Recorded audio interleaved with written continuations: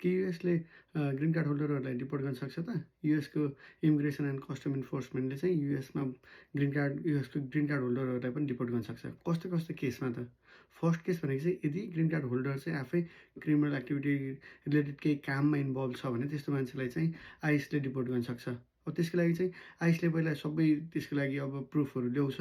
प्रुफहरू बनाएर मात्रै त्यो मान्छेलाई डिपोर्ट गर्छ है। यत्तिकै चाहिँ डिपोर्ट गर्न मिल्दैन।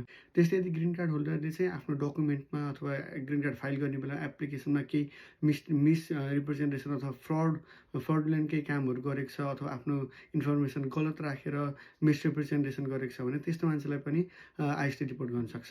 त्यस्तै यदि ग्रिन कार्ड होल्डर चाहिँ युएसभन्दा बाहिर 6 महिनाभन्दा धेरै बस्यो र उसले चाहिँ रिएन्ट्री पर्मिटको लागि एप्लाई गरेन भने त्यस्तो केसमा पनि युएसले चाहिँ डिपोर्ट गर्न सक्छ ग्रिन कार्ड होल्डरहरूलाई। त्यस्तै युएसको ग्रिन कार्ड होल्डर चाहिँ युएसको नेसनल सेक्युरिटीमा हार्म हुने कुनै कुराहरू अथवा टेररिजमको कुनै एक्टिभिटी त्यस्तो रिलेटेड इस्युमा पनि इन्भल्भ भएको थाहा पायो भने युएसले चाहिँ ग्रिन कार्ड होल्डरलाई डिपोर्ट गर्न सक्छ।